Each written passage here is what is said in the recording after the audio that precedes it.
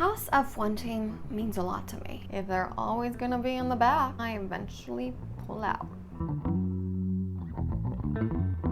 Hi guys, and welcome back to another episode of A Girl Talks Formula One. With you, your server, Magnussen, talking about Boiling Point from the Netflix series Drive to Survive. Haas F1 team means a lot to me. ... And I quote, Guenther Steiner. They had an amazing finish on the team standings on 2018. Haas finished up on 5th place. They've only been 3 years in the Formula One, so this has been a great achievement for them. Melbourne was a great start for them, with Kevin Magnussen ending up in 6th. But as Guenther said on previous episode, Melbourne is still too early to know who is good and who is not good. And this has exactly been the case for the Haas team. As a team principal, he feels responsible for the team, and Gene Haas hasn't been too happy. We have a new sponsor for the Haas team, Storey from Rich Energy, giving the team £35 million. This way, the Haas team can grow and become a more challenging team in the Formula One.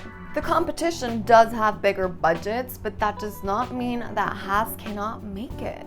They are very smart when it comes to manufacturing their car, since they don't actually build their own car. They are very smart to save money because they are on a budget. So what they do is that they buy pieces off the shelves to put every single element in the car together. What Buxton likes to say, to be in the Formula One, you have to be a constructor. That means construct every element of your car. So the Haas team, like good American team, shows you how to be more sustainable. As I mentioned earlier during this episode, the Haas team has been doing pretty poorly. They had a great start in Melbourne, so they do not understand what is going on with the car, why they had such a good car at the beginning of the competition, and why they're having such a bad car right now. They started in the 4th position in the team standings, and now they've gone down to 9th. The car's just not working for them this season, and teams weekend in, weekend out, every single weekend, they have to refine their cars to get more speed. Every team seems to be achieving this except for Haas. Gene is not happy with the results, and neither is Storey from Rich Energy, which decided to stop investing in the team and just left. All they got from him was the initial payment. So now they don't know what to do. And as Gene Haas says, if Haas is not going to be profitable and it's not going to perform well in the Formula One, then what's the point of even being in it? If it continues performing this poorly, we might not be seeing that much more of Haas in the future. So in Austria, Kevin was supposed to initially start on 5th place, but since he had to change his gearbox, he got a 5 place down penalty. During race day, Kevin's car got too heated and Romain's car had no grip. Both boys, as true heroes, did finish the race. Romain ended up in 16th and Kevin ended up in 19th. So to get out a little bit of this, we visit Kevin at home in Denmark, and he tells us that he likes to sail to de-stress. Then we go all the way to Italy to visit Guenther Steiner and his family. As he likes to say, Mondays are family days. So yes, in Silverstone, Rich Energy pulls out, and Kevin feels pretty badly.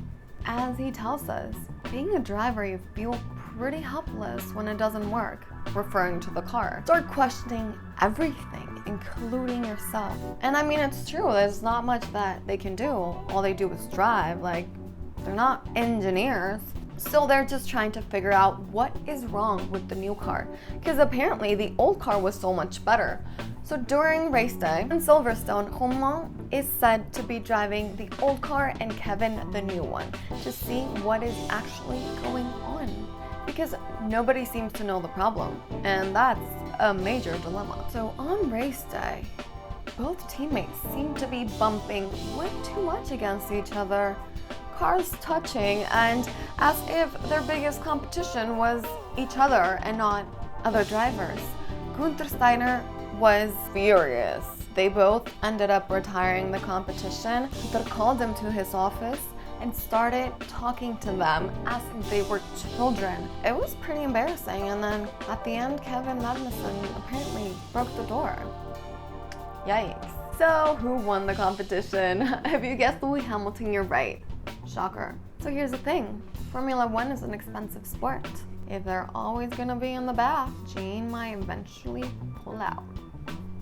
Oh well, we're gonna have to find out more about this during the next episodes of A Girl Talks Formula One.